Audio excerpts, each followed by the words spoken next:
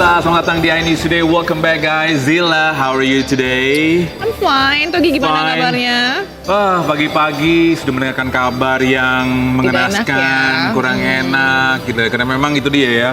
Pasti ada aja peristiwa-peristiwa. Walaupun kita kadang-kadang kalau kita berangkat ke kerja atau kemanapun, pasti kita berangkat mungkin berdoa dulu. Benar, gitu. karena kita nggak tahu apa yang terjadi. Benar sekali. Dan kita juga mengucapkan turut berduka cita begitu ya bagi para korban yang meninggal dunia dan juga yang luka, semoga cepat sembuh gitu bagi para korban kecelakaan maut di gerbang tol Ciawi. Jadi sekarang juga masih ada olah TKP juga nanti ya. Tadi dilakukan gitu ya, tinggal menunggu hasilnya. Benar. Apa sebenarnya penyebab pasti, karena dugaan sementara itu adalah remblong dari karena nggak cuma kondisi fisik dari kendaraan, tapi fisik dari pengemudinya juga harus diperhatikan. Mungkin kita juga masih menunggu kabar ya, tapi bisa jadi mungkin saja selain remblong juga pengemudinya hilang kendali, ngantuk, karena itu terjadinya pada malam hari begitu ya Togi ya. Sekali lagi kita akan tunggu hasil dari investigasi dari tim kepolisian. Baik, kita sabar dulu Misa, senang sekali kami kembali hadir selama 1,5 jam ke depan untuk memberikan berbagai informasi penting, menarik, dan inspiratif untuk Anda.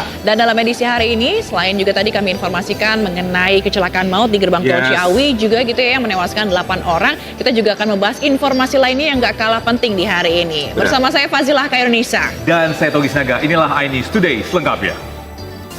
Kita akan memantau perkembangan terkini dari insiden kecelakaan di Tol Ciawi 2 Bogor, Jawa Barat. Sudah ada Hamzah Hasibuan di lokasi untuk informasi terkininya.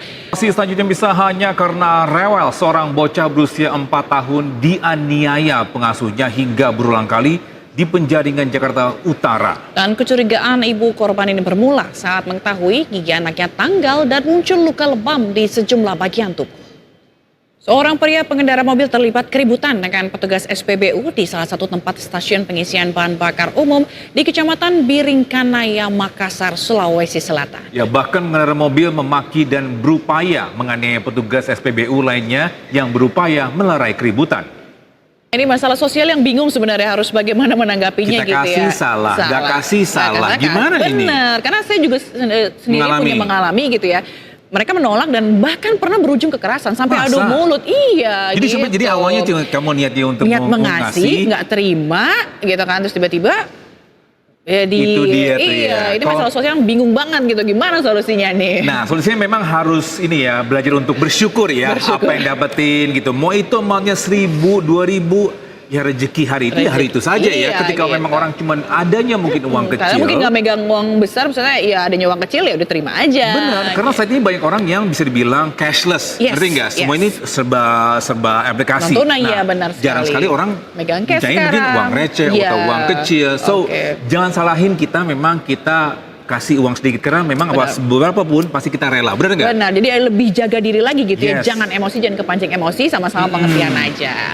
Oke pemirsa, ini seorang warga protes keras saat Menteri SDM Bahlil Lahadalia pantau distribusi LPG subsidi di salah satu pangkalan di Kota Tangerang, Banten. Ya, jangan kemana-mana, iNews. Terima kasih masih bersama kami di iNews Today. Pemirsa, meski turun hujan, warga di Bekasi tak beranjak dari antrian untuk mendapatkan gas 3 kg. Antrian panjang juga terjadi di Depok dan Tangerang. Warga menyerbu gas 3 kg yang baru turun dari truk.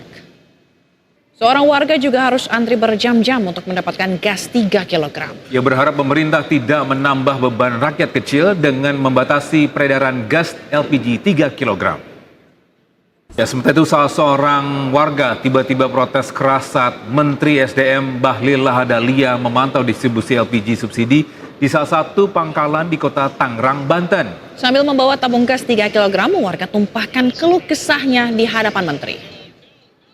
Nah, pemirsa, kita akan memantau apakah masih ada antrian tabung gas melon hari ini setelah Presiden Prabowo turun tangan perintahkan pengecer kembali menjual tabung gas 3 kg. Dan ada rekan Iyung Rizky yang akan melaporkan dari Depok, serta Nunung Purnomo yang akan melaporkan dari salah satu pangkalan